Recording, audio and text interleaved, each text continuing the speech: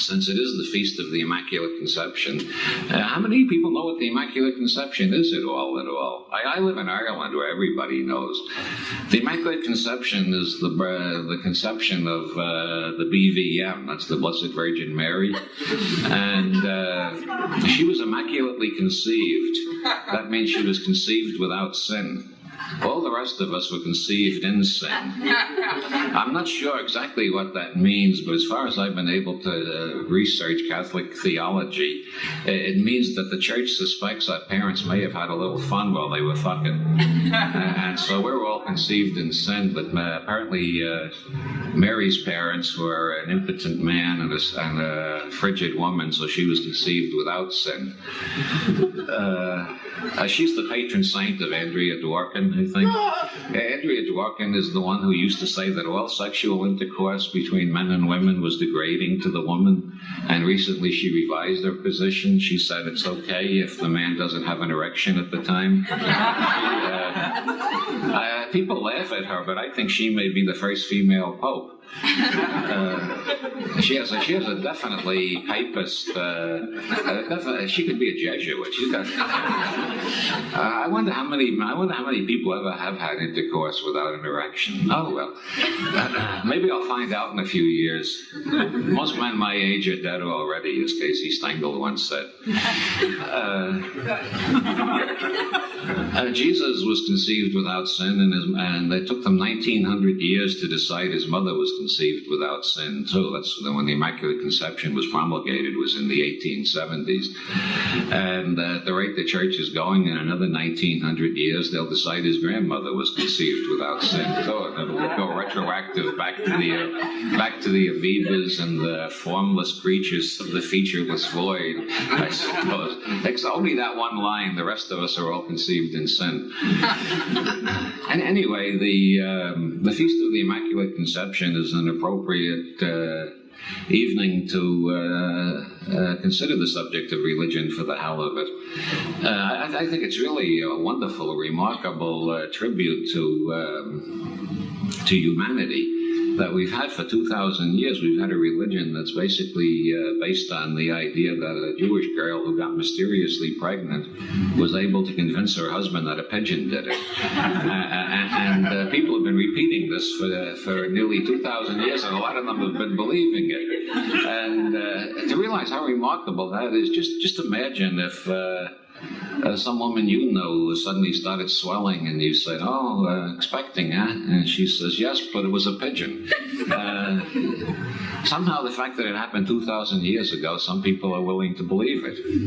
That illustrates Voltaire's general principle. The only way to get any conception of what mathematicians mean by infinity is to consider the extent of human stupidity.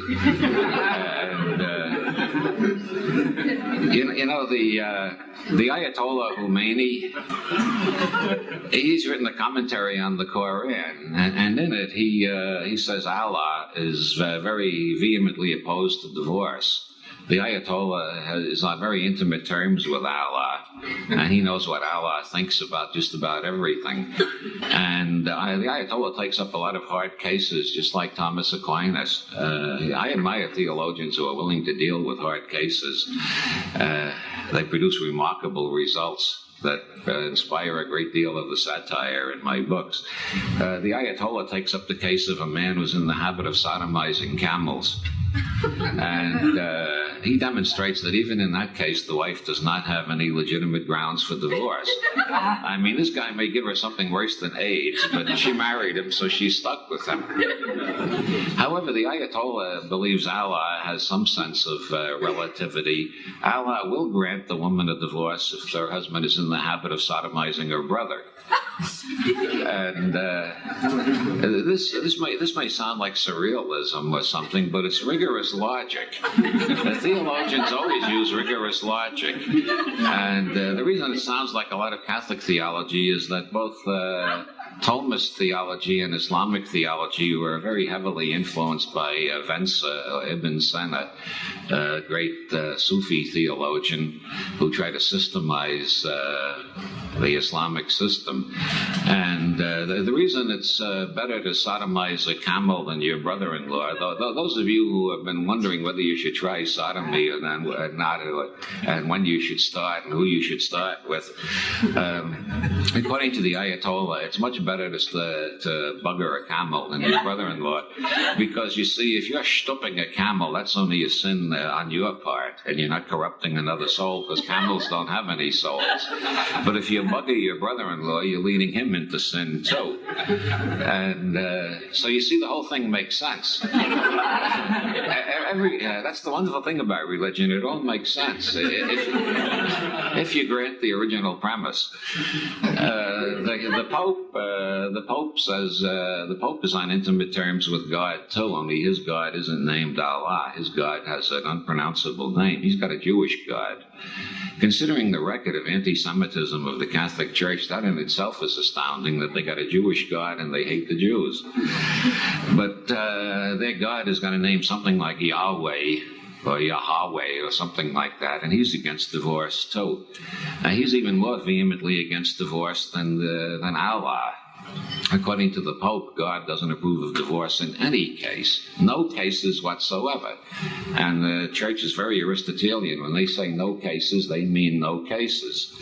So a Catholic male can bugger all the camels he wants and his brother-in-law on weekends. He can go out with whores every night, and he can come home drunk and beat his wife up and sexually abuse his children and give his wife a case of AIDS, and she still can't divorce the bastard, because to the Church, though, no divorce means no divorce.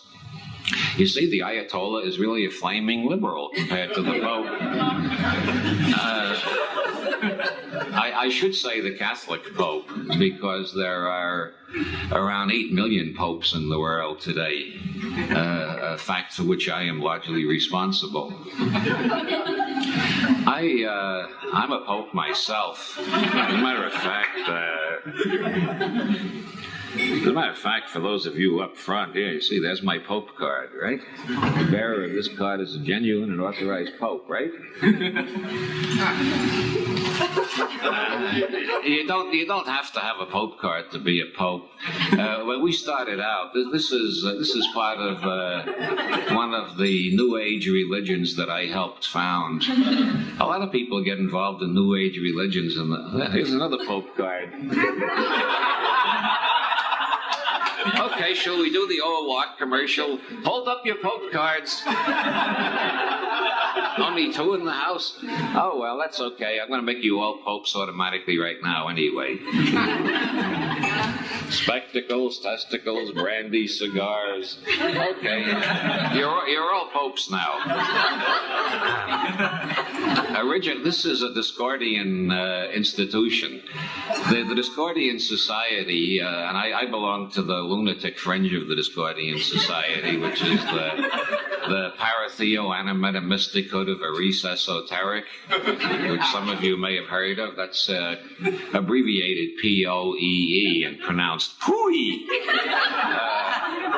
This was founded when my good friend Malaclips the Younger was in a bowling alley in Yorba Linda, California, where Richard Nixon grew up. You see, it's all one seamless web, as Alan Watts used to say. And originally, Mal was printing Pope cards and distributing them, and I started doing that too.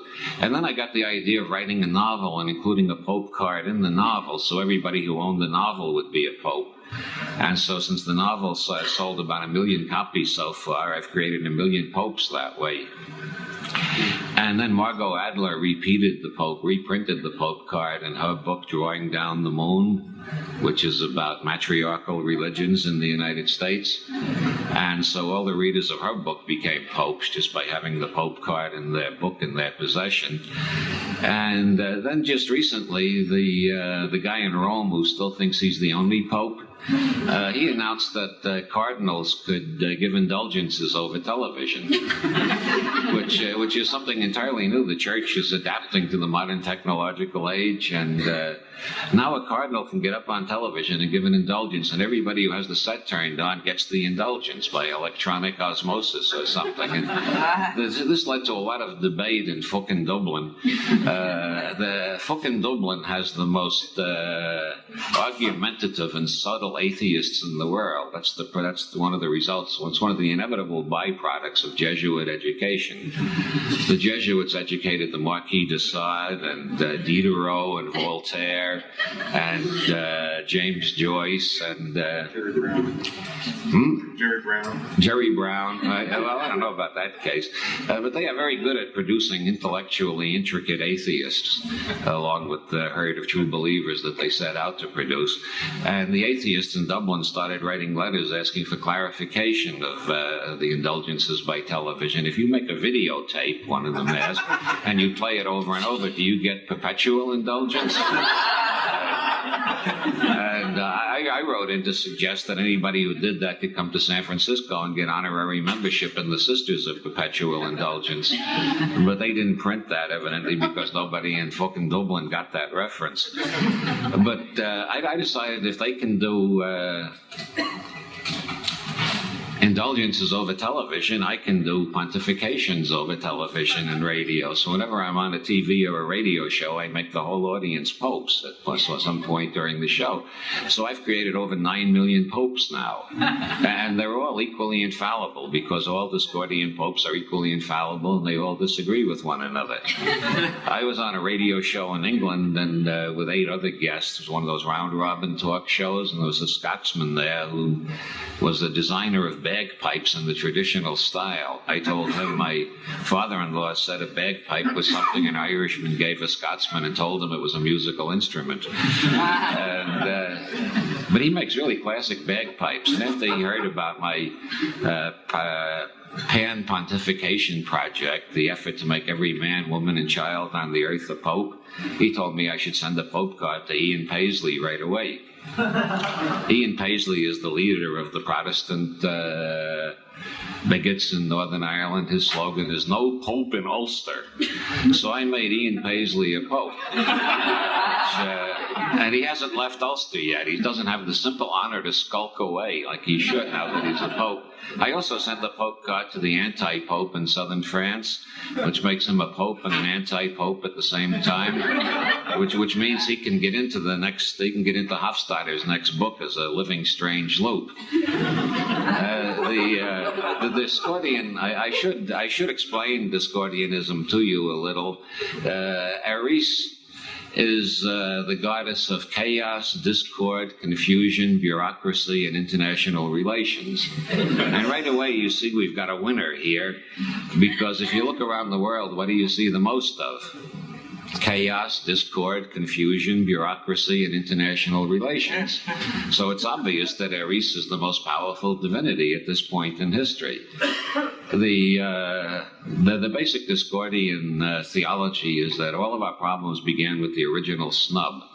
They were having a party on Olympus and they didn't invite Eris.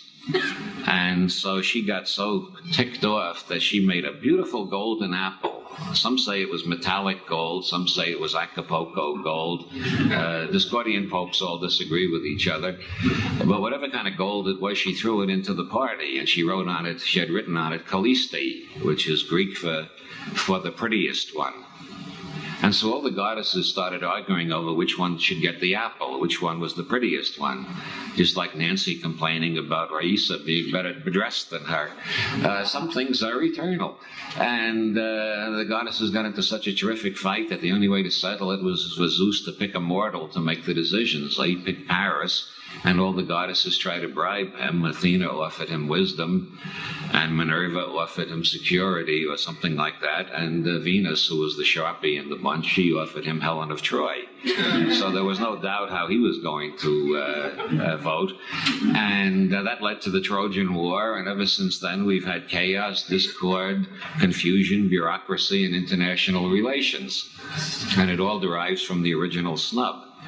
Now, I think that's as good a theology as you could find anywhere in the hate, and I hope you're all happy being Discordian popes. It may seem oversimplified, but we've got the symbolic dodge. We've read T.S. Eliot, you see.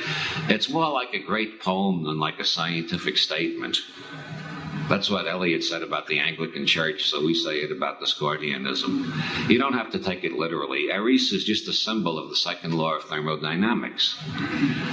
However, we do have our own metaphysics. The basic metaphysics of the Discordian society is all affirmations are true in some sense, false in some sense, meaningless in some sense, true and false in some sense, true and meaningless in some sense, false and meaningless in some sense, and true and false and meaningless in some sense.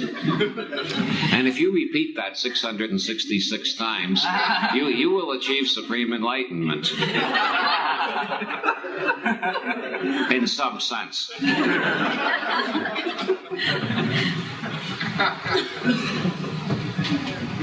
Actually, Discordianism was inspired by Kirby Hensley, who started out in the 1950s to make as many clergy entities as possible. You notice I again avoided human chauvinism. I didn't say clergy persons. And as a matter of fact, Hensley has ordained parrots, chimpanzees, dogs, cats. He ordained Madeleine Murray O'Hare, the country's leading atheist.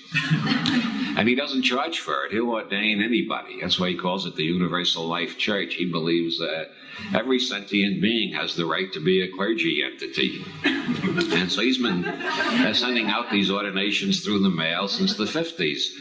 And they're free. If you want to get a Doctor of Divinity, he charges for that. That's $20. If you're satisfied just being a clergy person, that's free. If you want to be a Doctor of Divinity, it's $20. But he's done more to raise the quality of religion in the United States than anybody in our time. As soon as you get ordained by him, you have all the rights of clergy, and you can start your own sect.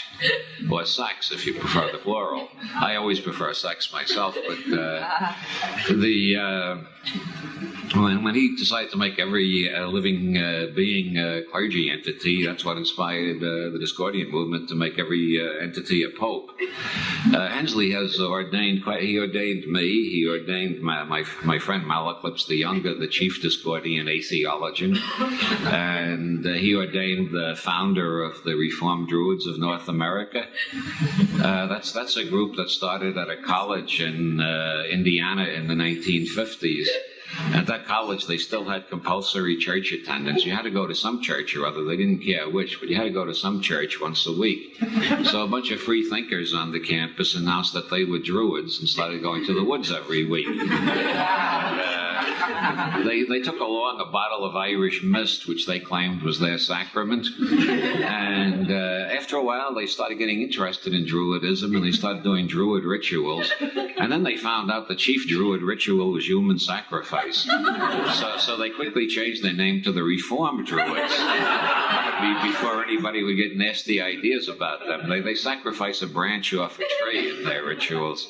And then they extended it to the Reformed Druids of North America when they got some converts in Canada. Now they got groves all over the United States. There's one over in Berkeley called the Nut Grove, which I think is a lovely name for a new religion, the Nut Grove of the Reformed Druids of North America. I got after getting ordained by Hensley and made a pope by Malaclips, I got initiated by the Reformed Druids, and I immediately formed a heresy. The Reformed Non-Aristotelian Druids of North America, or RNA-DNA. The Reformed Druids, in their ceremonies, you have to repeat 3 times, nature is good, nature is good, nature is good. And as a non-Aristotelian, disciple of Alfred Korzybski, I don't believe in the is of identity. I believe we're projecting outward what are internal evaluations in our nervous system. So I formed the Reformed non-Aristotelian Druids of North America, and we say, nature seems good to me. Nature seems good to me. Nature seems good to me. And we avoid all that Aristotelian metaphysics of assuming we know the true essence of reality. The Reformed non-Aristotelian Druids, since I founded it, has tripled in membership. There are 3 of us now. But then I met Dr. Horace Naismith, a good old boy from Texas. He's the founder of the Dope and Guns Party, which should be the most successful political party in the United States, but for some reason it isn't. He may not have the right approach in his campaign literature. It's Dr. Naismith's notion that all the gun nuts are terrified the government's trying to take their guns away. You know, you've seen those bumper stickers. They'll take my gun away when they pry my cold, dead fingers from the barrel over. And if guns are outlawed, only outlaws will have guns, which always makes me think of nukes are outlawed, only outlaws will have nukes. Or the great paradox of anarchism, if laws are outlawed, only outlaws will have laws. And then there's the other haunting thought. If marriage is outlawed, only outlaws will have in-laws. Well, the gun nuts are pretty agitated about the continuous plotting in Washington to take their toys away from them. And, as John Lennon said, happiness is a warm gun. And as Mark Chapman said, happiness is John Lennon in your gun sights. Down in L.A. now, they've taken to shooting each other on the freeways. If you had to drive in the traffic down there, you might feel that way too. There are cars down there that have bumper stickers that say, "Don't shoot, I'll let you pass." This is the most gun-happy country in the world. And yet the damn government is plotting to take away people's simple pleasures from them. And so Dr. Naismith, who hails from Texas, where everybody has a gun, he decided to form the Guns and Dope Party. He said, if you get all the dopers and all the gun people together, you have a majority. If they can only get over being paranoid about one another, because most of the dopers don't like the gun people, and most of the gun people are afraid of the dopers. But Dr. Naismith was convinced if he could get them together, they'd be a majority, and we'd have a libertarian-type government again. Somehow it hasn't worked out that way. Much more successful was Dr. Naismith's new religion, the John Dillinger Died for You Society, of which I am an assistant treasurer. That entitles me to collect dues from anybody dumb enough to think that it's worth while joining the John Dillinger Died for You Society. John would have wanted it that way. The John Dillinger Died for You Society is a kind of splinter off the Libertarian Party with the theological connotations. It's the basic teaching of the John Dillinger Died for You Society that St. John the Martyr, as we call him, he proved that even in hard times, even during a depression, a real man doesn't have to go with his hand out to the government and ask for the dole. A real man can go out and make money his own way. Or as John said in his own words, praise John. Praise John. As John said, you can get more with a simple prayer and a Thompson submachine gun than you can get with a simple prayer alone.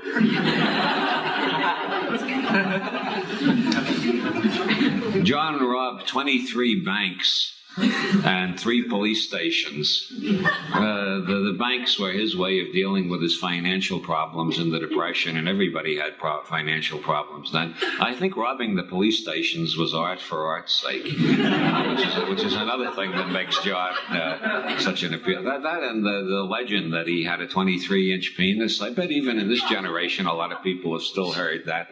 That seems to be one of those undying bits of folklore. When I was at Playboy, I persuaded editorial directive that we should do a feature in the Playboy Advisor on, is it true that John Dillinger had a 23-inch penis? The legend is that it's preserved at the Smithsonian Institute in an alcohol bottle, and you have to know high government officials to be allowed to see it. Now, the women in the Playboy research department are a pretty hard-boiled lot. I mean, working for an outfit like that, calling the Kinsey Institute constantly for information about odd sexual practices and whatnot, it's not easy to embarrass them. But the researcher who got this job was really embarrassed. She thought this was the most ridiculous thing she ever had to do. And I happened to be, she had an office right next to me, and I heard her on the phone at the Smithsonian. She said, I'm a researcher at Playboy magazine, and I feel like an absolute idiot about what I'm about to ask you. And then there was a pause, and she said, how many? And the fellow on the other end said, you're going to ask about Dillinger's penis? We get 17 calls about that every week. No, we do not have it in a jar. But of course, that's what they would say if they're keeping the relic and showing it only to high government officials.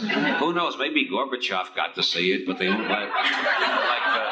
like the killer rabbit that attacked Jimmy Carter. There are some things the government doesn't want to share with us.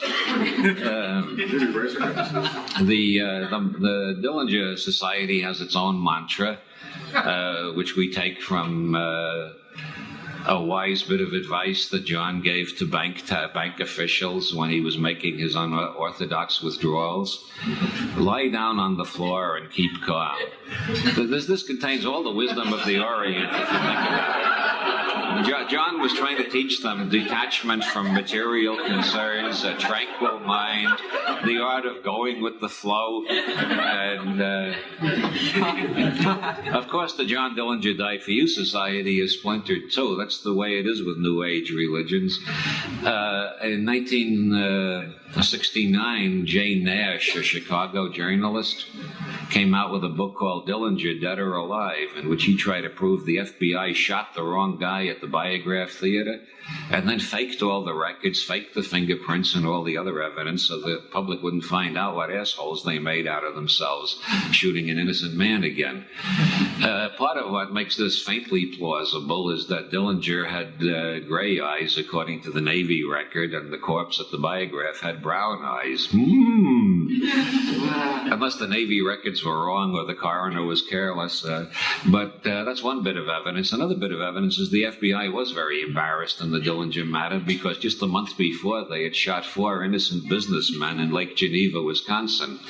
They got a report that the Dillinger gang was staying at a motel there, and they went racing to the scene, and these 4 businessmen came out the front door as the FBI arrived, and the FBI thought it was the Dillinger gang making an escape, and they shot all 4 of them.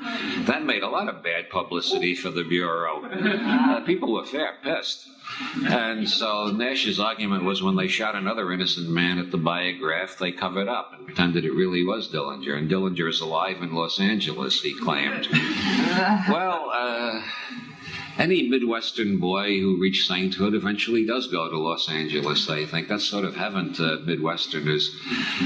And so the Dillinger Society had a split. Did Dillinger really die for us, or was he alive in Los Angeles? And we, of course, split into 3 factions.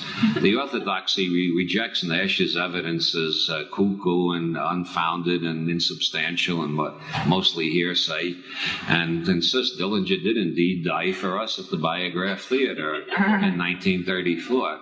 And the Reformed division holds that Dillinger didn't die for us literally, but only symbolically by setting an example and then going underground, as it were.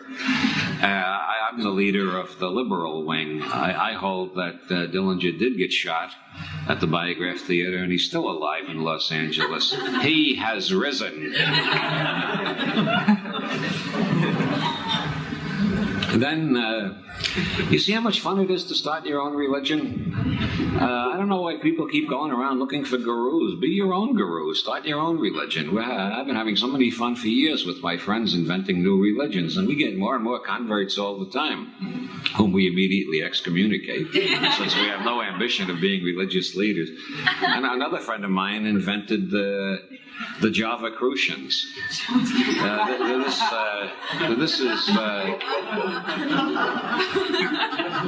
He insists this is not a religious organization. The Javacrucians is allegedly based on ancient Bolivian teachings.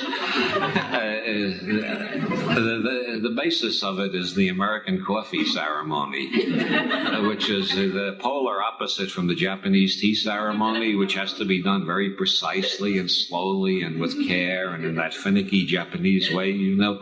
The American coffee ceremony is done in the most slapdash way possible. You get up in the morning, you turn on the hot water tap, you find a cup that isn't too dirty, you throw in some instant coffee. You don't use a spoon, you just throw it in this way because your eyes aren't open yet, right? And the hot water turns it into some kind of muck that vaguely resembles coffee. And then you turn and face the east and greet the rising sun, and you say, "Rah, rah, rah." And then you drink the coffee, and you say, "God, I needed that." And, this is supposed to produce total mental clarity and serenity. The claim is your brain starts operating right away and keeps on operating right up until the time you arrive at the office, when, of course, you go through brain death like every other person working in an office. But at least it keeps you going until you get there. The Discordians have a rival ritual. Once the Javacrucians split off from the Discordians, we had to find our own dawn ritual. And of course, Malaclips, our greatest theologian, invented it. It's the toad elevating moment, which was borrowed from a Monty Python skit. The idea is, if you get up in the morning and the first thing you do is eat a live toad, nothing worse will happen to you all day. Well, practically nothing worse. Now, I think all of these things make as much sense as, for instance, the doctrine that this Jewish girl 2,000 years ago got knocked up by a pigeon, and that anybody with a willy who's duly ordained can turn a piece of bread into the body and blood of that guy whose father was a pigeon, which is taken seriously by millions and millions of people all over the world.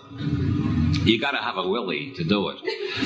This is one of the hot issues in the Catholic world. You see, the reason I talk about the Catholic Church so much is I live in Ireland, so I'm surrounded by Catholic agitation and debate all the time. There's a lot of nuns that want to be allowed to say Mass. They say, why should only males be allowed to be priests? And the Pope's answer is that it's always been that way, and it's always going to be that way, at least as long as I'm Pope. And besides, only a man can represent Jesus.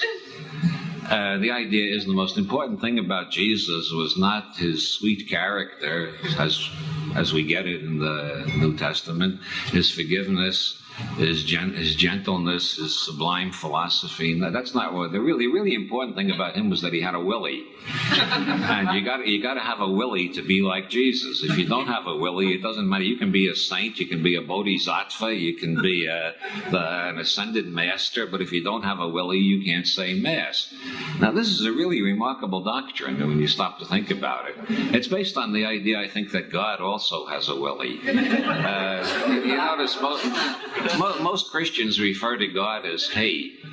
You hardly ever hear them refer to God as It. And only a few of the more liberal churches have started referring to God as She.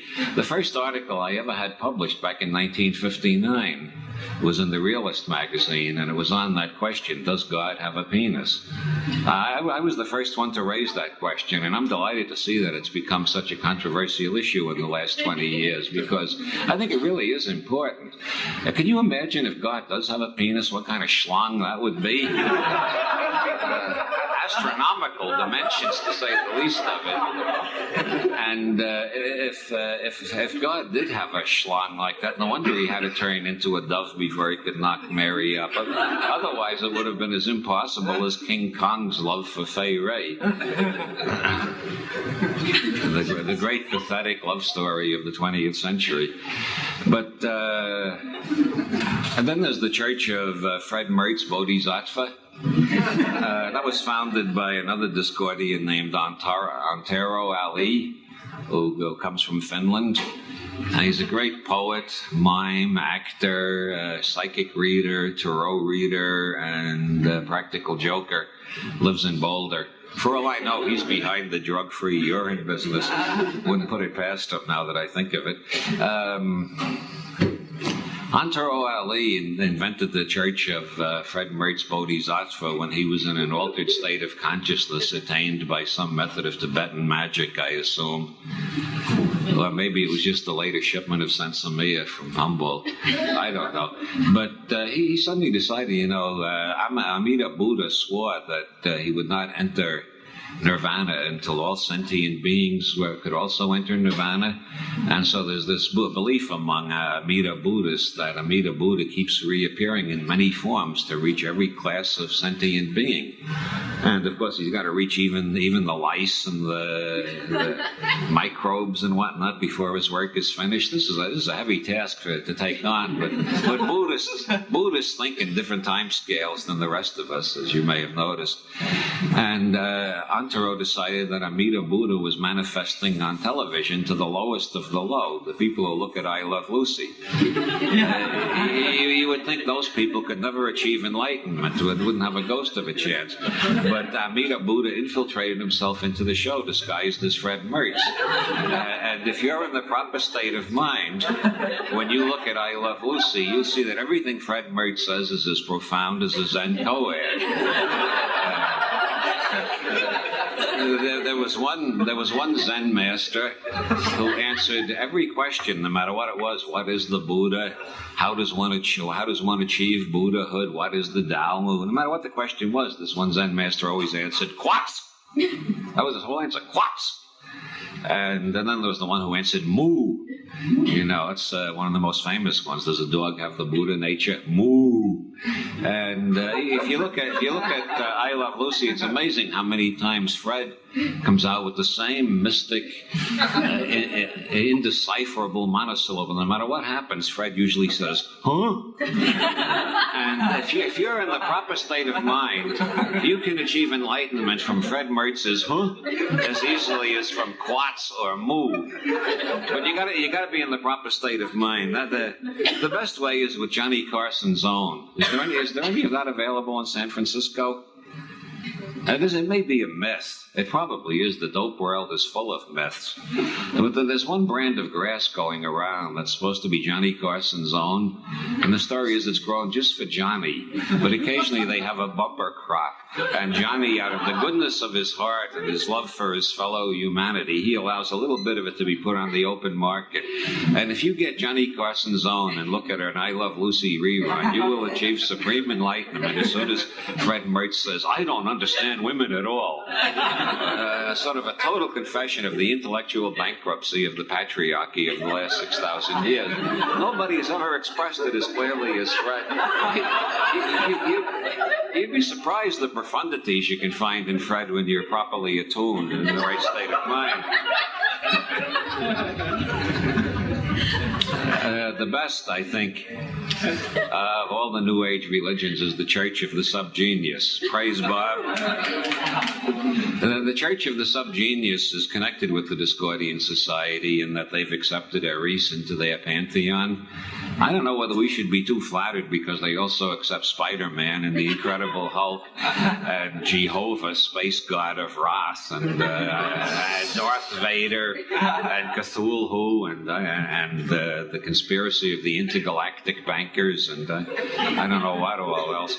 Actually, the Church of the Subgenius was founded in 1957. That's 30 years ago. But the founder, J.R. Bob Dobbs, was a humble, simple aluminum siding salesman until then. As a matter of fact, some claim he was the model for the traveling salesman in most of the old jokes. And one day in Palm Beach, he was on an elevator with L. Ron Hubbard. And he said to L. Ron Hubbard, "Gee, L. Ron, I've never met a celebrity before. Would you tell me the secret of power?"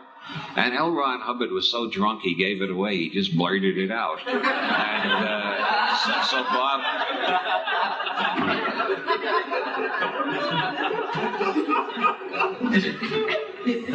So Bob went forth and started his own church using the secret of power.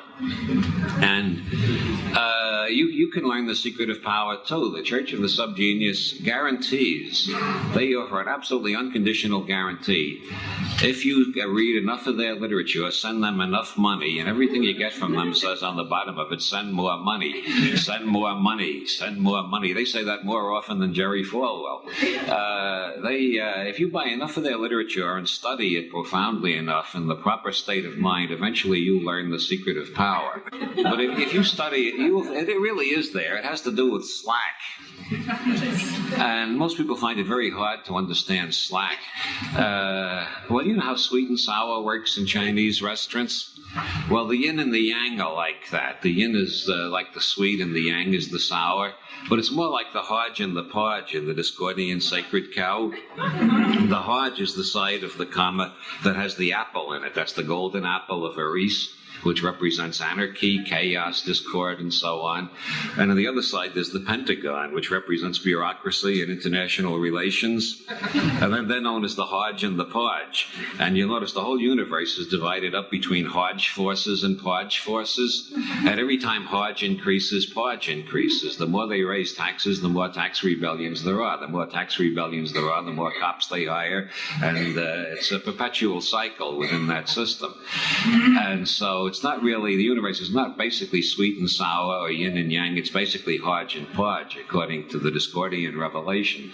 But according to Bob, it's even more fundamental than that. The universe is basically divided into something and nothing.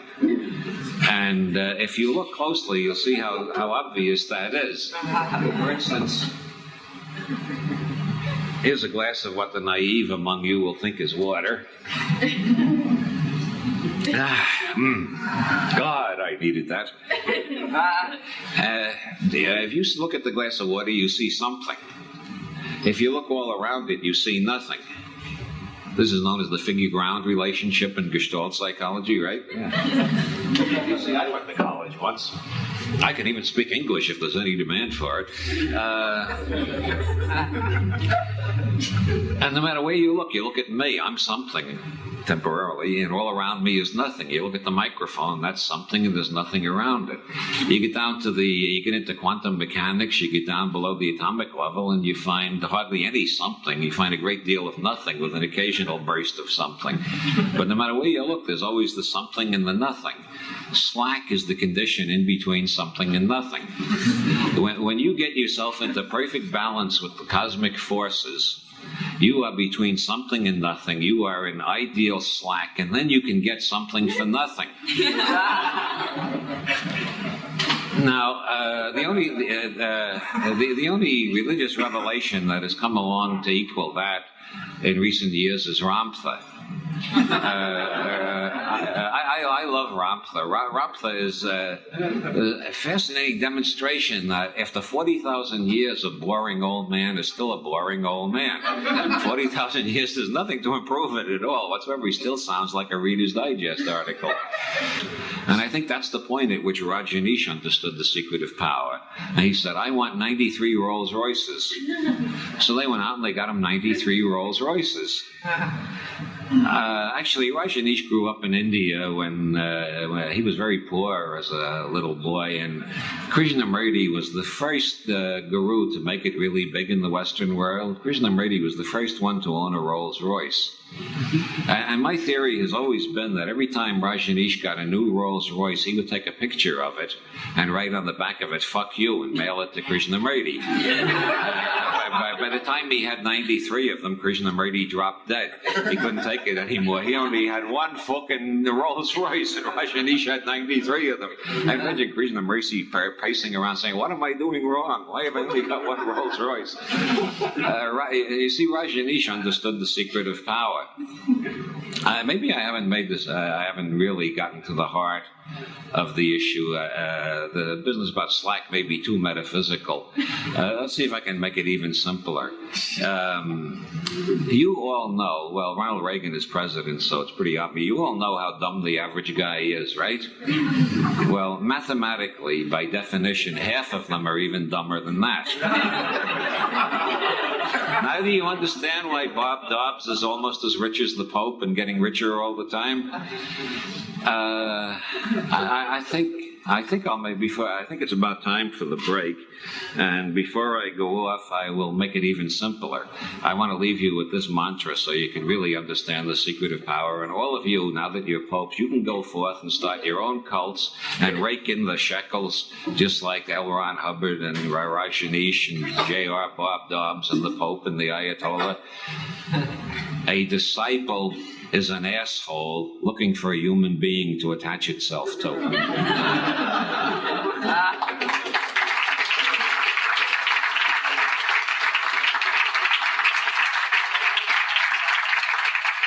You are free to unburden yourselves of all of the thoughts with which you are entertaining yourselves while pretending to listen to me. And in accord with the protocol of the universities where I usually appear, you will pretend to put them in the form of questions. And okay. The lighting isn't very good here. Could we change, for questions, could we change the house lighting so I can see who wants to ask a question? Is that possible? Ah, that's better. At least okay, you're first. What do you think of Dr. Gene Scott? Oh, Gene Scott. He's my favorite. He's the only Christian fundamentalist who wears funny hats deliberately. I find endless hours of entertainment in trying to figure out whether he's a put-on or a lunatic or a great satirist or what the hell he's up to.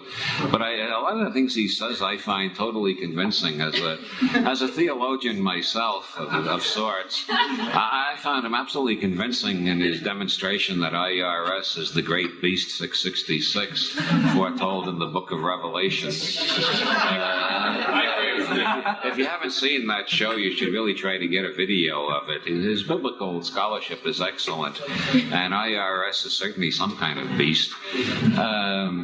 One night he did a great routine. He spent about an hour going all through the Bible with a concordance, cross-referenced and everything, and he showed the word audit does not appear once in the Word of God. So whose word is it if it's not God's word? It must be the devil's word. Yeah, I like Gene Scott. I also like those big cigars he smokes. He said on one show he does it just to annoy the other evangelists on television. Yes. Yes, I have two questions. Okay. The first part is kind of simple. Can you tell me what you know about vitamin K? And the second part is more complicated. It's in the Don Juan books. All right. I see references, like with Western magic, as in Aleister Crowley and things like that. But can you just talk about what you feel about those books and how it relates to the rest of, like, Western history? You know what I'm saying? I guess. I hope. The vitamin K, that's a very thin disguise invented by John Lilly for ketamine. Ketamine is what Tim Leary would call a circuit 8 drug, which Leary classifies drugs according to which circuit of the nervous system they activate. And circuit 8 is the quantum circuit or the out-of-body circuit. When consciousness moves to circuit 8, you are totally detached from the body and body-oriented space-time definitions, body emotions, and body trips in general. Circuit 8 is generally known as the out-of-body experience in parapsychological literature.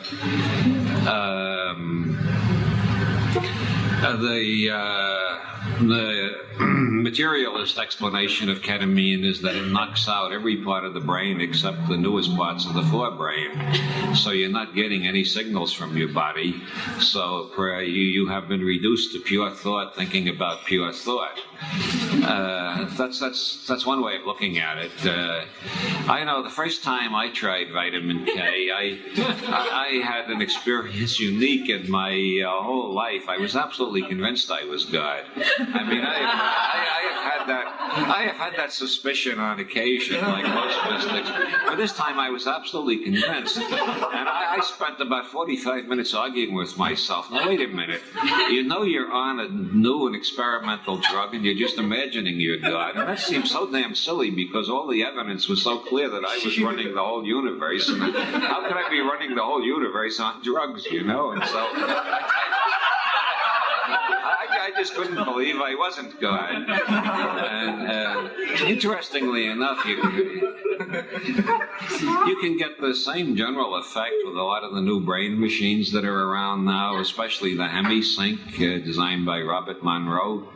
With the HemiSync, you get pulses at 404 hertz in one ear and at 400 hertz in the other ear, and the brain subtracts one from the other, and so you're getting sound waves at 4 hertz.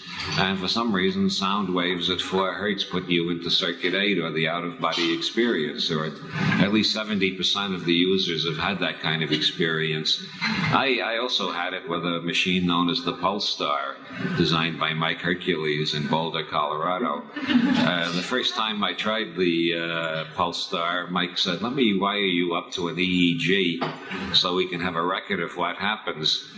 And so I was wired up to the Pulse Star, which started moving my brain waves down through alpha and theta down into delta, which is where you hit 4 hertz in the out-of-body experience. And Mike had me wired up to an EEG, showing that my brain waves were falling right into sync with the rhythm of the Pulse Star, just as they're supposed to, according to the theory. And I went out of my body and over the North Pole and back to Ireland and wandered around the streets of Howth, which I was familiar with. And then I went back over the North Pole and over the Rockies and back to Boulder, and Mike unwired me, and we looked at the EEG, and I had no brain waves at all. According to the EEG, I was clinically dead during that experience. I usually don't talk about this because there's enough critics who say that my brain seems to be dead. I don't want to give them more evidence, but I got a copy of the chart. Mike made a Xerox of it, and every now and then I take this out and look at it, the period in which I had no brain activity whatsoever, and yet I was still conscious and sentient. Very, very remarkable. I think those machines are fairly safe. Vitamin K should only be taken under the supervision of a physician, in my opinion. I'm sorry to sound square and professorial, but on vitamin K, if the house were to catch fire, you would not get up and walk out. And so it's best to have somebody supervising you if you're going to experiment with vitamin K. Also, it needs to be injected, and you run into all the problems with needles and so on. And I'm really not about to set up as an exponent, proponent, telling people to go around trying vitamin K. It's very interesting experience, but I think it's postgraduate work for those who have already been through the more elementary courses. I don't recommend it for beginners. What do you recommend for beginners?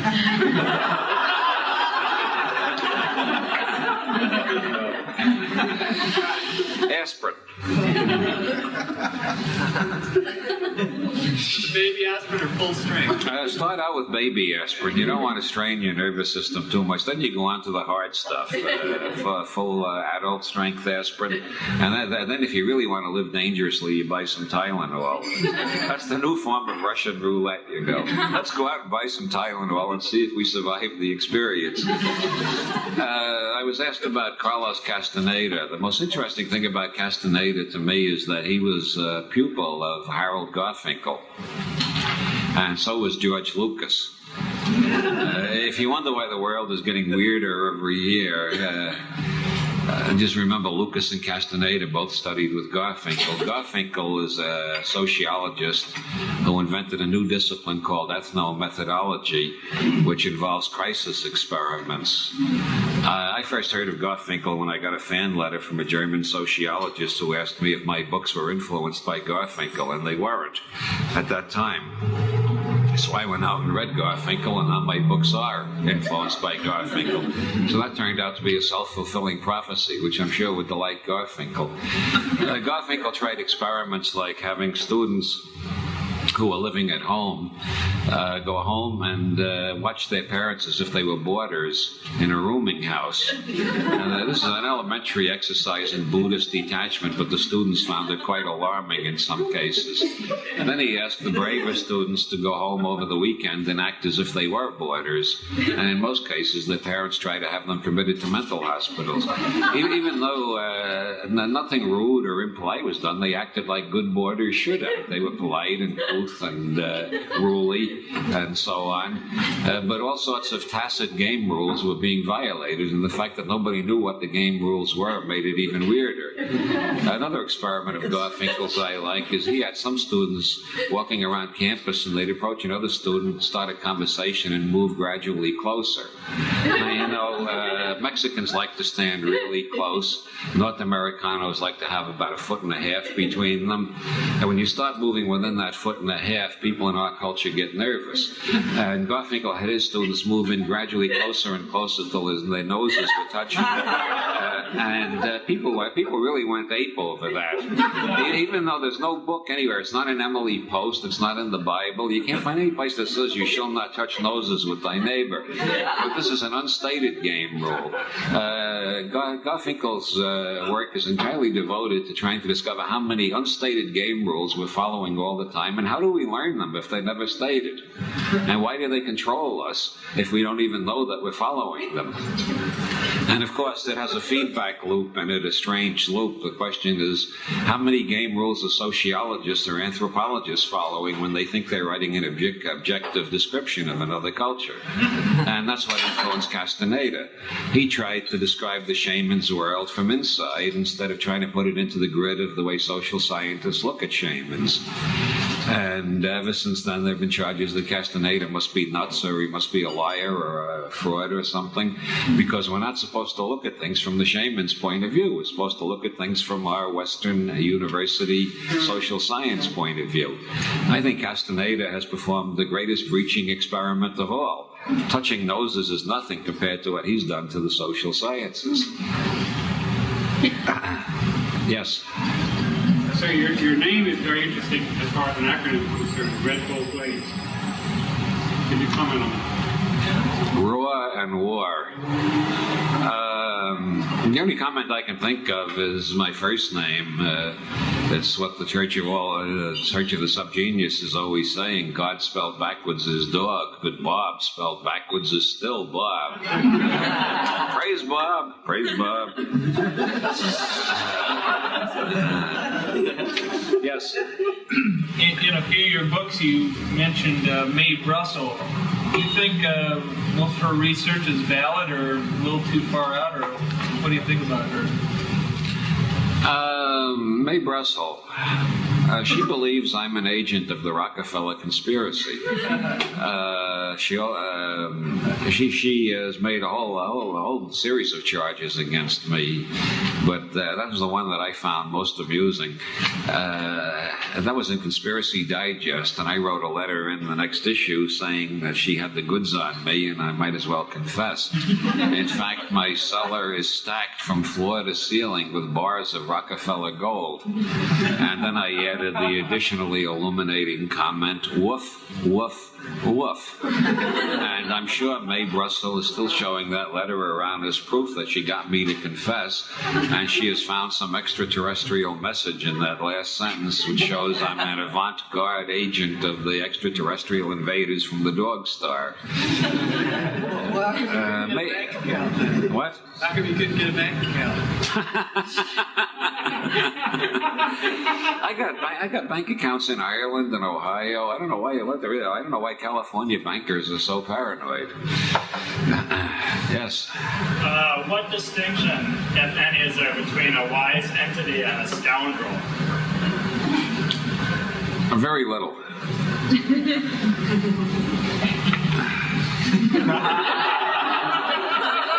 Could you elaborate on that?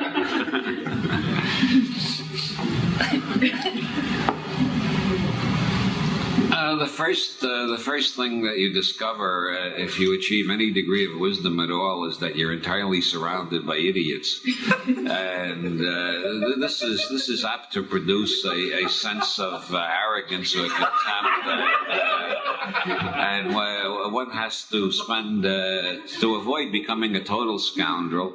One has to spend a great deal of time in the Gurdjieff work, in which you discover that you're an idiot too, and then you begin to acquire humility, and then you realize that T.S. Eliot was right. Humility is endless. The Gurdjieff teaching is that the human race consists of two classes: objectively hopeless idiots, which is the majority, who have no suspicion that they're idiots at all, and subjectively hopeless idiots, which is people like me who know we're idiots and are trying to do something about it. And I was at a big Gurdjieff festival a few years ago where they did the traditional toasting of the idiots, which is an old Gurdjieff tradition. Everybody has to take a shot of vodka and propose a toast, and everybody has to drink their shot of vodka, and they toast every type of idiot who was at that particular workshop. And I was on a panel at that workshop with E.J. Gold on the secrets of the Illuminati. So I proposed a toast to all the idiots who sit on panels discussing the secrets of the Illuminati. And after you've toasted every type of idiot who sat at the convention, almost everybody is under the table and nobody's able to stand up anymore and offer another toast. This may be Gurdjieff's most profound contribution to spiritual advancement. At least it helps you to understand what he means by a subjectively hopeless idiot. Next question. What's your current favorite quantum reality? What's my current favorite quantum reality?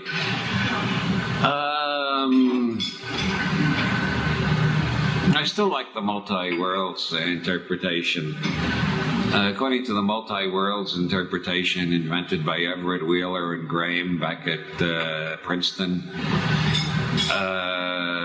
the state vector which controls which way a quantum system is going to go, it never collapses. Every quantum system goes every possible way it can go. Since we can't see this, it's obviously not happening in this universe, so there's got to be a multiplicity of universes in which every possible choice does happen. So there's a universe in which Adolf Hitler is remembered as a banal portrait painter who never went into politics. And there's a universe in which George Washington wasn't assassinated and served out his term.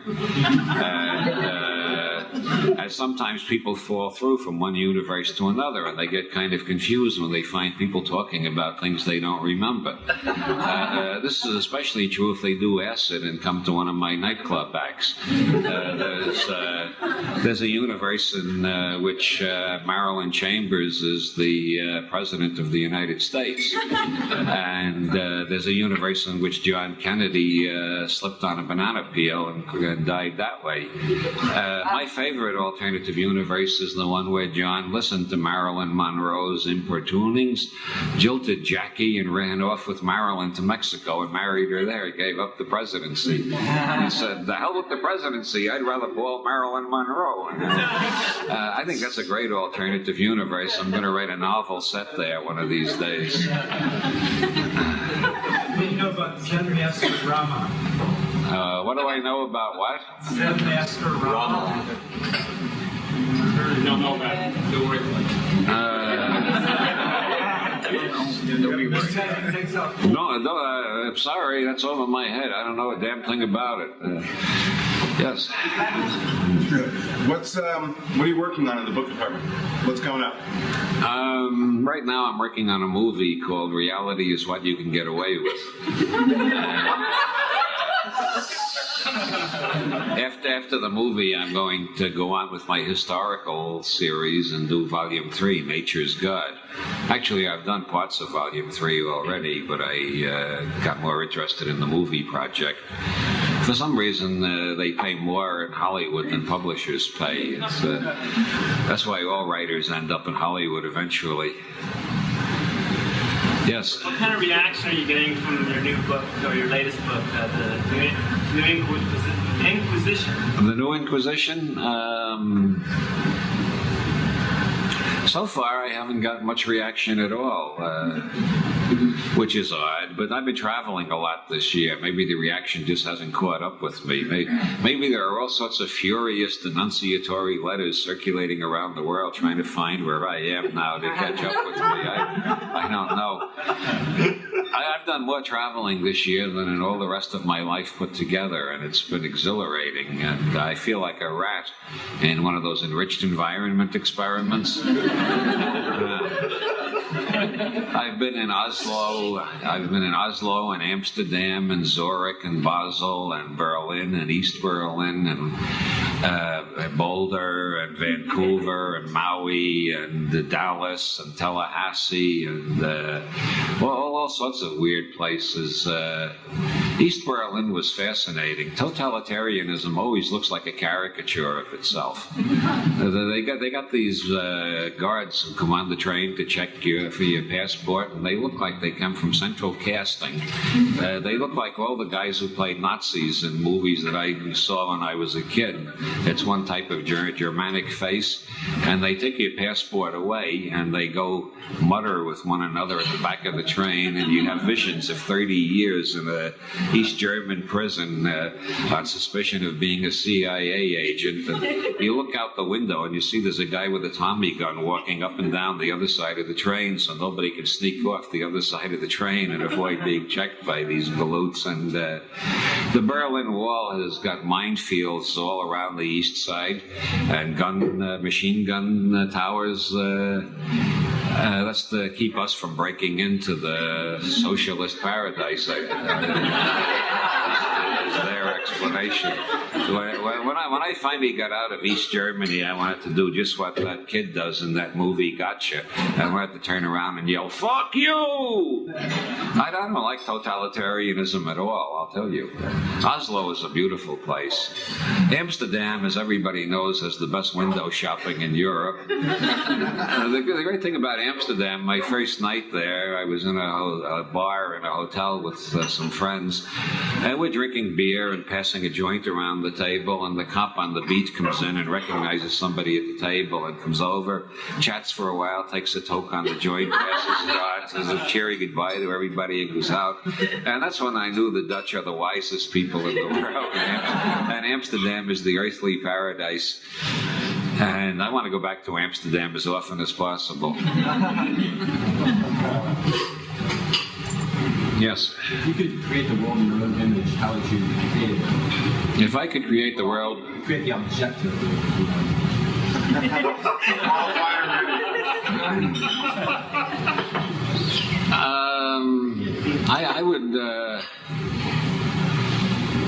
I would try to release everybody from the masochistic, pessimistic down trips that make them so unhappy, and keep them stoned and happy all the time. distribute the food surpluses to the third world where the people starving, and hang the Pope. But I don't think I'm going to have the opportunity to remake the objective world in my own image, fortunately. I'd probably make as many mistakes as anybody else who's tried to do that. Yes? Are you going to have any more Bay Area appearances here like this week? Or?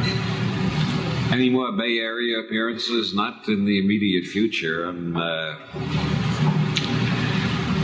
As I said, I've done more traveling this year than the whole rest of my life. I intend to go back to L.A. and work on the screenplay and not do any more traveling until at least February. I spent most of my time cursing the fact that Ralph Nader was born a bondage freak. You're on a plane, you fly 8 hours, you're strapped in, you get off, you get into somebody's car, and they say, you got to put your seatbelt on, otherwise I might get fined for letting you ride in my car with us. So you got to put another strap on, and all because Nader is a bondage freak. We're all tied up. Those of us who travel a lot, we spend most of our waking hours tied up like somebody in a bondage film. And the next thing that bastard is going to do, he's going to have a law that you got to be strapped to your chair while you're working on your word processing. So even when I'm writing, I won't have any freedom. I got to be strapped to my chair so I can't fall off and hurt myself accidentally.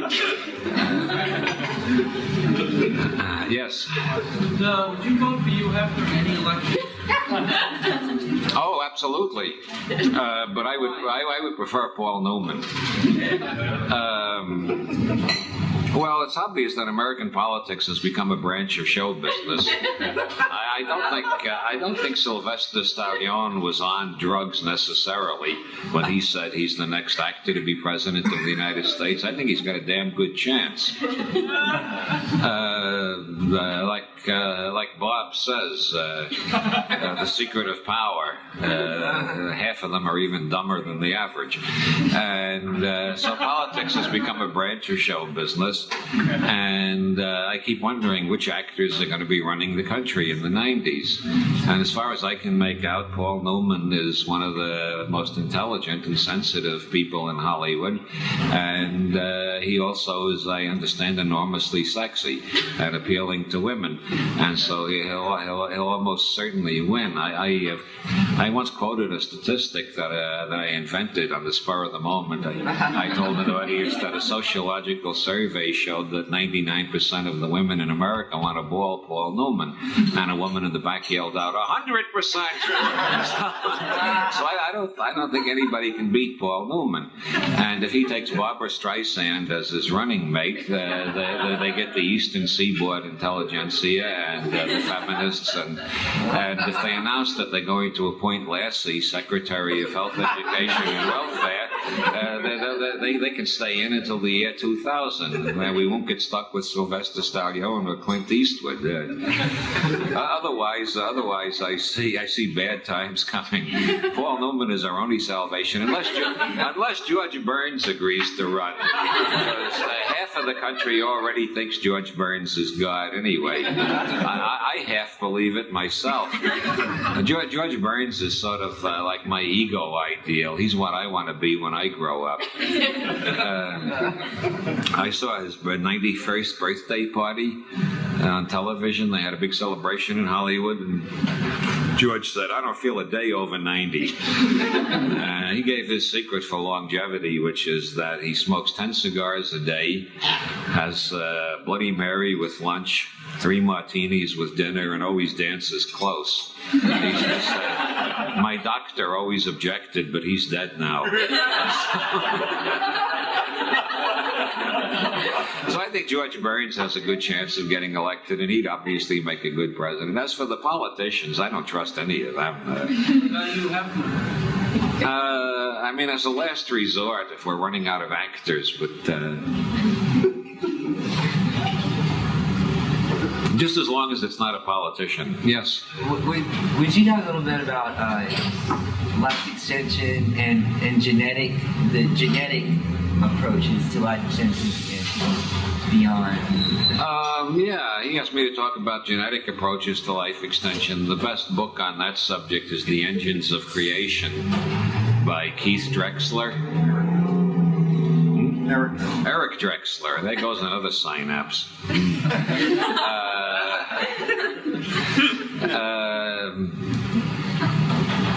With current research, they have found ways to create new enzymes and replicators, molecules that will replicate themselves, and it seems pretty obvious they were on the edge of creating neoenzymes that can go into every cell in the body and check out if it's operating properly, and if it isn't, correct what's wrong with it. These are sort of mini computers on the organic level. And I think that research is of all the research on longevity that's going on, I think that's the most promising area. It also bids fair to revive those who have been in cryonic suspension. When you have the proper replicators, you just inject them into somebody who's in cryonic suspension, and it'll go all over their body and repair every cell and correct what they died of.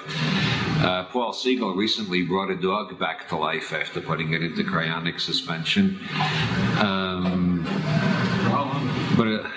For 45 minutes. Is he still working at Berkeley? Yes, he's working at UC Berkeley, the last I heard. The important thing about longevity to me is that I'm not interested in going to heaven because I'm not sure it exists, and I'm not so much excited about reincarnation because with my bad habits I'd probably be reincarnated as a Gary Hart button or something like that. And having immortality through my children is not all that exciting. None of them have shown any inclination to reproduce so far. I think the best way to achieve immortality is by not dying at all. And so I think that should be the major goal of scientific research.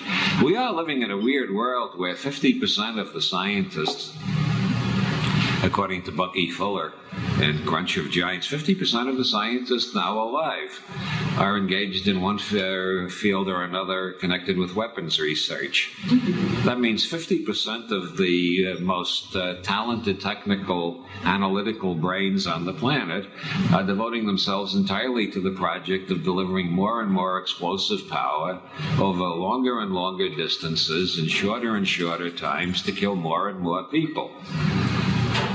Now, as they make the longer and longer distances and shorter times to kill more and more people, we'll eventually reach the point where by pressing one button we can kill everybody. And it seems to me there should be a better use than that for human intelligence. I think the search for immortality would be much more fruitful. I think the devotion to death in our society should be reversed, and we should instead try to enhance and celebrate life. I know this is a heretical view, but it should be stated occasionally, especially for the sake of the cowards around who don't particularly look forward to dying. We got any? Yes. Is there a cure for stupidity? I don't know if there's any permanent cure. I've been working on it for many years. And there are times I get pretty clear-cut evidence that I'm almost as stupid as I ever was. But there are alleviations. Biosurvival stupidity, which is a bad imprint on the First Circuit in Leary's terms, can be corrected by studying martial arts. If you get a black belt in karate, you will have a pretty high level of biosurvival intelligence.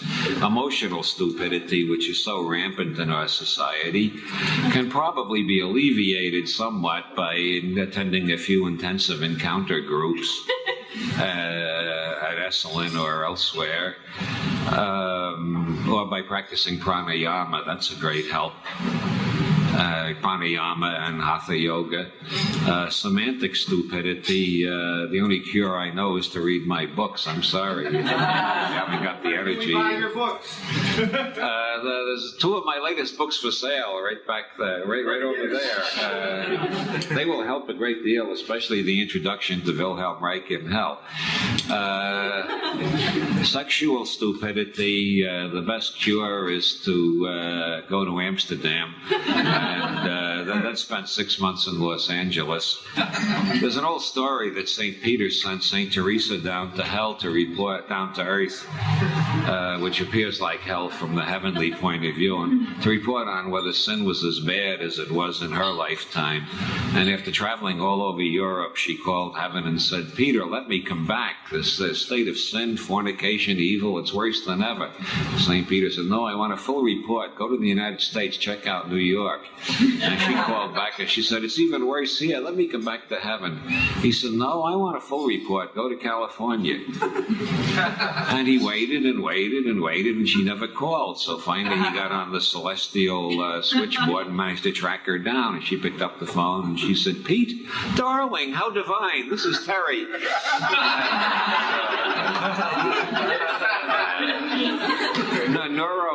Neurosomatic stupidity is based on the idea that the only way to feel high is to have some guru give you darshan. This is cured by learning the techniques of getting high on your own. And then you don't have to be a disciple, an asshole in search of a human being to attach itself to. You can be your own guru.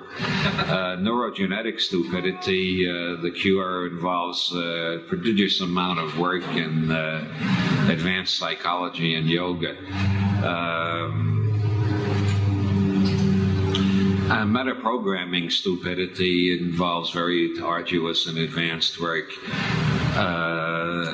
Quantum stupidity, that is the delusion that we're isolated in one part of space-time and encapsulated by our skin, that can be greatly alleviated by vitamin K, by the brain machines I was talking about. I think as neuroscience advances, we'll learn how to greatly alleviate all forms of human stupidity. But considering myself as an example of somebody who's been doing a lot of this research and seeing how stupid I still am, I don't expect utopia next Tuesday after lunch. Yes? Is there a need to prolong stupidity so we can prolong society?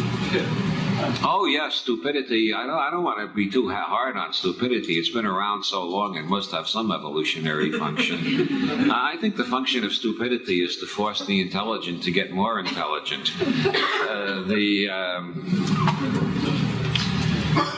In the 1960s, we discovered LSD, and we discovered how many really stupid programs could be entirely negated by LSD. They were curing alcoholics at Spring Grove. They were curing schizophrenics. Leary up in the Boston prison system reversed the recidivism rate. The average convict is back in prison. 95% of all convicts are back in prison 1 year after release. Leary's convicts were still outside on the streets, leading productive lives 10 years after his work with LSD. And there was tremendous, nobody in the academic world wants to talk about it anymore, but there was tremendous excitement and enthusiasm in the social sciences. Everybody felt we finally got a way to reverse robot programs, release people from their conditioned and imprinted stupidities, and then the government made it illegal. And I think that's a classic example of the evolutionary function of stupidity. What that did was it led all the LSD researchers to go into other fields of research to see if they could find other ways of creating these changes. And that's how we got the Lilly isolation tank. We got a lot of interesting research on yoga and Zen. We got biofeedback machines. We got the new generation of brain tuning machines. We got the Graph breathing techniques. Most of this research wouldn't have been done if people had been allowed to go ahead researching acid. So stupidity always forces the intelligent to become more intelligent. So it does have an evolutionary function. Besides, it enriches the organized religion and the advertisers. Do you think the Russian missile treaty is a Trojan horse? I think the missile treaty is probably the last chance we have of surviving the 20th century and entering the 21st century. As long as Nancy doesn't bitch too much about Mrs. Gorbachev's Paris frocks. Have you heard anything about acupuncture cancer? Acupuncture curing cancer? No, for enhancing intelligence. Oh, acupuncture enhancing intelligence. Gee, I haven't heard anything about that at all. Have you? A little bit. Ah. Okay, that's another area that's worth exploring. What about UFOs? Could you talk a little bit about? Do you know of any research that people? Do you know anybody? I should say, let me be more specific. That has done research into actual alternative propulsion, like magnetic and electric. No, I don't know anybody who's done that kind of research. I've met Jacques Vallée several times, who's probably spent, he's probably the best scientific mind to have examined the UFO question closely for a period of well over 20 years, and he finally gave up in disgust. He decided he'd never figure it out, and it would be more profitable to put his energy back in his computer firm and become rich. Vallée started out with the assumption there's something there, and then he drifted to the thought, well, it looks more like alien spaceships than anything else, in spite of the hostility in the scientific community to thinking such an exotic thought. And then the more he sifted the evidence, and especially analyzed it with computers, the more the extraterrestrial explanation broke down. And he started thinking UFOs really connect more with parapsychology, with the belief systems of the contactees and witnesses. And towards the end of his 20 years, he was beginning to think maybe there's a conspiracy on the part of some intelligence agency which is manipulating these things. And at that point, he decided his thinking was becoming maybe a little bit paranoid and extravagant. He got the hell out of ufology, which I'm much more interested in Mayborn. That's the Mutual Easter Bunny Observation Network. They're studying anomalous rabbit sightings. They paid a lot of attention to the killer rabbit that attacked Jimmy Carter, and the puka, which is a 6-foot-tall white rabbit that haunts County Kerry in Ireland, and Bunny Man, which is another 6-foot-tall rabbit reported frequently in Cornwall in England. And I think we may get more deeper insights out of these rabbit questions than we'll get out of the UFOs. Yes? Can you talk a little about orgone energy and Wilhelm Reich and the suppression of that information and Fahrenheit 451 atmosphere around his writings?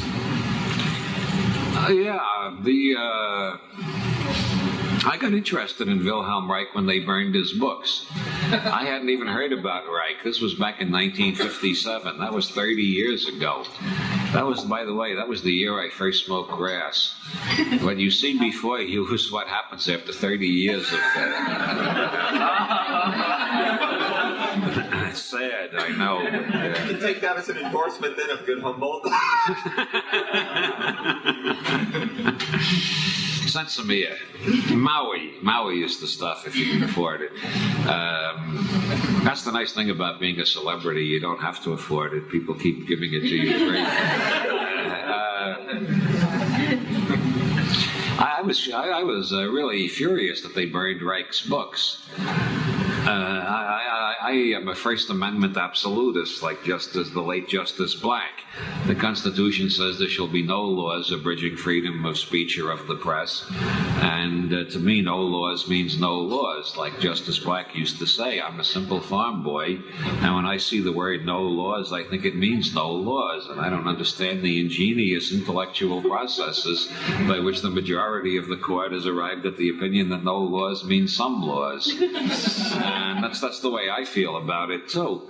And so I got interested in Reich. I went around trying to find people who owned Reich's books so I could read them. And it was like living there. It really was like my other book, The New Inquisition. It really felt like living in the times of the Inquisition, when papers of repressed scientific reports were passed around from friend to friend, and always worried that the Inquisition would pounce on you. And I've been interested in Reich ever since. one of the most interesting of his books is Contact with Space, which was not only burned by the government, but since the government has listed the ban and allowed publishers to republish Reich's books, the Wilhelm Reich Foundation has refused to allow this one to be republished. They don't want this one out. Now it's the Reichians who are repressing Reich instead of the government. And I got a copy of Contact with Space through subterranean channels, and it's the most fascinating book I ever read. It's like looking at Gene Scott on television. From page to page, I keep changing my mind about how crazy Reich was at the end of his life. There was no doubt he was a little bit off. But the weirdest things in that book, Contact with Space, the UFO contacts, are also recounted by Reich's wife, Ilse Ohlendorf, in her biography of him, and by his son, Peter Reich, in his book, A Book of Dreams. And the classical explanation of that sort of thing is that some forms of psychosis are contagious, which I have never believed. You can dispose of any data that way. It's like just before Reich went to prison, he announced he was going to use the Orgone Cloudbuster to create a rainstorm in Maine to prove that the Orgone energy worked. And the rainstorm happened. And the explanation of orthodoxy is coincidence.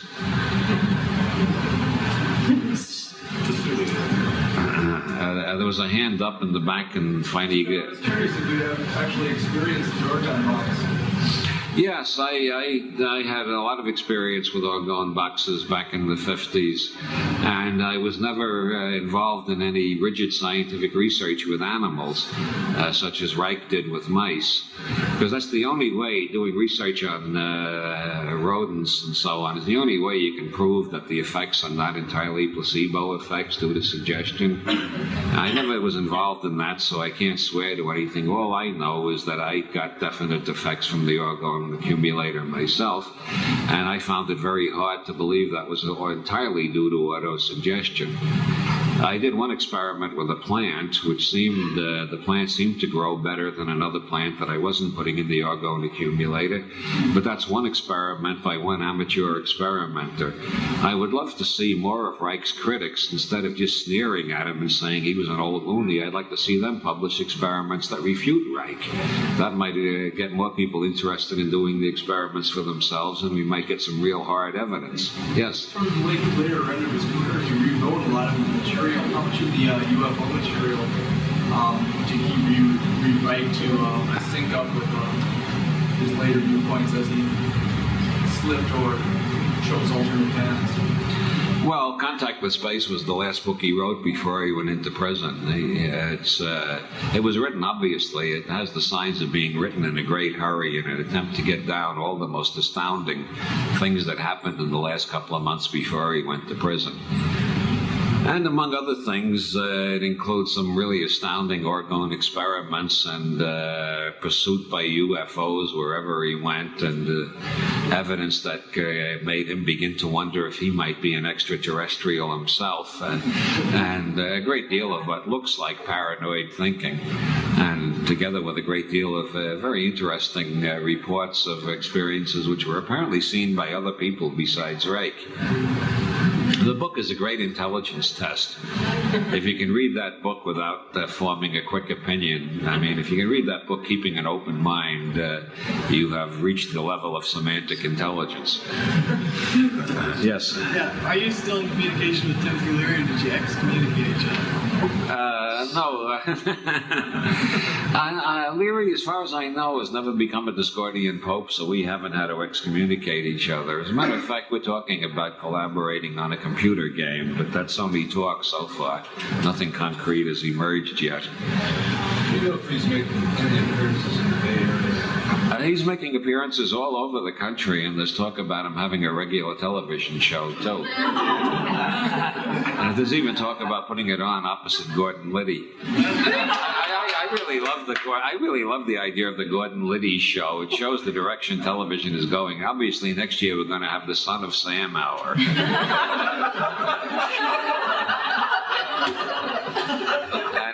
And after that, inevitably, springtime for Hitler. Yes. You wrote the introduction to Christopher Hyatt's book. Would you comment on Christopher Hyatt? When I comment on Christopher Hyatt, Christopher Hyatt is the outer head of the Hermetic Order of the Golden Dawn. And he's also, incidentally, he's a Reichian psychotherapist with a background in Jungian psychotherapy, too. He's a very dynamic individual, and he's got a great sense of humor. That's I don't know what else to say about him, except it's a lot of fun being with him. Yes? You were talking before about cures for stupidity. I have a 5-year-old boy. If there's any prevention. I didn't quite get that. So you were talking about cures for stupidity before. I have a 5-year-old. I was wondering if there's any prevention. How to prevent stupidity? Try to save the poor lad from the public school system. Get rid of the television set for a few years. I think my kids turned out pretty well because we lived without a television set for about 4 years, and that allowed them to discover there was an external world that was non-electronic and got them interested in all sorts of things that they never would have discovered if they spent their time, like most American children, just staring at the tube all the time. Very deep state of hypnosis. Avoid the public schools and get rid of television for a few years. That's the best advice I can think of off the top of my head. Try to get smarter yourself, too. That'll help the kid. Yes? That's kind of speculative, but where do you see yourself in about 10 years, if anywhere? In about 10 years, I think I will be living in Amsterdam. I will... Well, you see, I live in Ireland for sentimental reasons. They don't tax writers there, and I'm sentimentally attached to my money. But I just found out that in Holland, they don't tax you on money you make from sources outside Holland. And so I might be moving on to Amsterdam. And I am 10 years from now, I imagine I'll be in my early 40s again. Because I think the rejuvenation technology is advancing at that rate. 20 years from now, I expect to be in my 20s again. And I'll have a lot more sense than I had the first time around. I won't make most of the same stupid mistakes. At least I'll make no stupid mistakes this time. Yes? Could you comment about the possibilities and likelihoods of the effects of extraterrestrial intelligence? I didn't get all the words.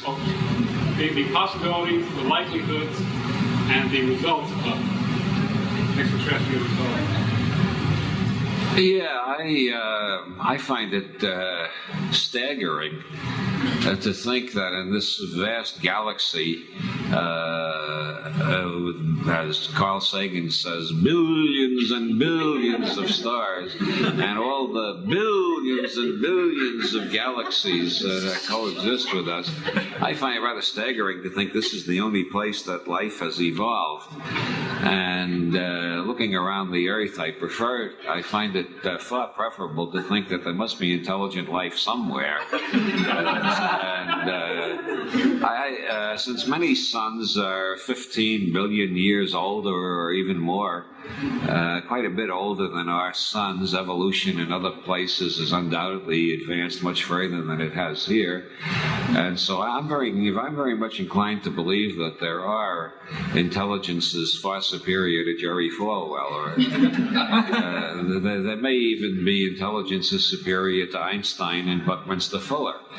And I find that a really humbling and awe-inspiring thought. I have yet to be convinced of any real evidence that they have contacted humanity.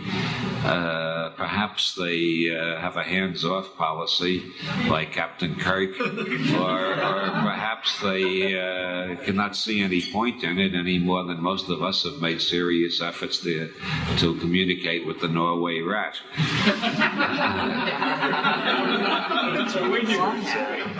What? I I once had an experience in which I thought I was being contacted by extraterrestrials, but then a psychic reader told me I was actually channeling an ancient Chinese philosopher, and another psychic reader told me I was channeling a medieval Irish bard. And at that point I decided it made more sense to think that the puka from County Kerry was playing games with me than to take any of those metaphors literally.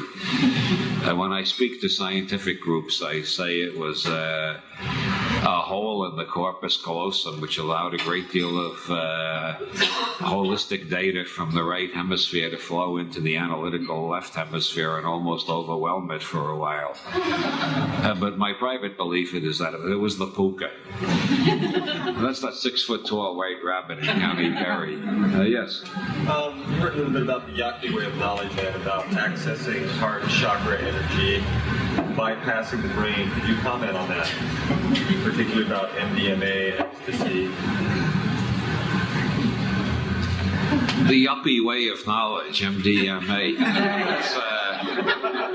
That's the most delightful expression I've heard since I started this tour back in New York, and somebody described the harmonic convergence as the yuppie rapture.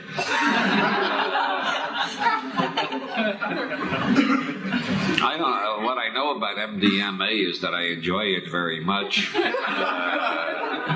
2 years ago, when I was touring in the States, I met a lot of psychiatrists who told me, this is it. This is what we thought LSD was. This is curing everything.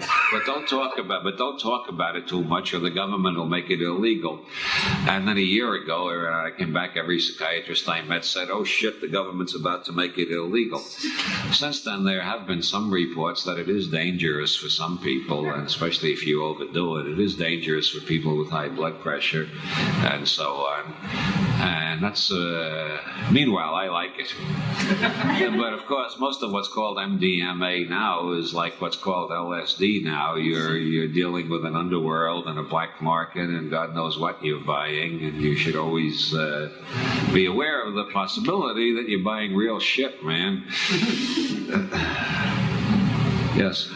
Your book, Sex and Drugs and Plot Tweet, you have to say anything about DMT. Do you have any views on that? DMT. I don't know too much about DMT. The one time I took DMT was a mistake. It was at lunchtime. It's called a businessman's drug, because you can do it at lunchtime. Well, it doesn't always work that way. This was mixed with grass, which potentiated the effect. And I went back to the office, and my boss had a nose about this long like Pinocchio, and the walls kept moving like jelly, and it was a very difficult afternoon. I mean, when they call you into an editorial meeting, and there's all sitting around the table are a bunch of iguanas. I mean, this happened to me before it ever happened to Uncle Duke, and so I kind of lost interest in DMT after that experience. Yes. Could you remark about the mermaids reported swimming between the Isle of the Finnish Moor and the Cliffs of Moher? The mermaids? The mermaids out by the burn? I don't have a good story about them, so I'll tell you a good puka story. When I first arrived in Ireland, my very first day there, on the radio, I heard an interviewer from Dublin interviewing a Kerry farmer about they're doing an oral history of Ireland for RTE, Radio Telefisha Iran, and the farmer is telling all sorts of local anecdotes about people who've encountered the puka, and the puka drags you out of you come out of the pub at midnight, say, and you start home, and the puka jumps out from behind a tree and says, "I've got your arse, mate," and drags you off into fairyland, and you can spend thousands of years over there encountering King Arthur and the Holy Grail and Darth Vader and Luke Skywalker and Rose Red and Snow White and the dwarfs and the trolls and the elves and whatnot, and going through black holes and coming out white holes, and when the puka gets tired of playing with you after thousands of years and lets you loose, it's only a few minutes later in ordinary terrestrial time, and you're on the road staggering home to your farm. There are those who say the probability of encountering the puka is directly proportional to how many pints of Guinness stout you put away that night, but there are skeptics everywhere. Anyway, this interviewer asked the farmer finally, after collecting a lot of good anecdotes, "Do you believe in the puka yourself?" And the Kerry man answered with perfect Kerry logic, "That I do not, and I doubt much that he believes in me either." This is the typical structure of an Irish sentence, just like Bob Geldof's. I don't know what the fuck improper language is. Let's see. It's developments in your 23 theory. I got a letter from somebody asking me to explain why the hell 23 kept haunting them after reading my books, and they included a stamped, self-addressed envelope to sort of blackmail me into answering them, as busy as I am. So I sat down and wrote the most intelligent answer I could. And then I looked up and noticed the TV satellite guide, which was on the table next to me, had a football player with the number 23 on his jacket. And I thought, my God, sometimes I almost believe in it myself. When I was in St. Louis a couple of years ago, a guy came up to me and he said, "I figured out how the 23 gimmick works. You make your readers abnormally conscious of 23s, and they notice them and don't notice other numbers." And I said, "Congratulations, you found the master who makes the grass green." And then we went out, then he invited me out with his wife. We went to a pizza joint, and they gave us a number while we waited for our pizza. And of course it was 23, and he said to me, "How do you do it?" And I have gone 20 minutes past the time that I was supposed to go. 23. It's, my God, it looks very much like, I got 1 minute to go to make 23. There are some books for sale up here. I suggest you inspect them.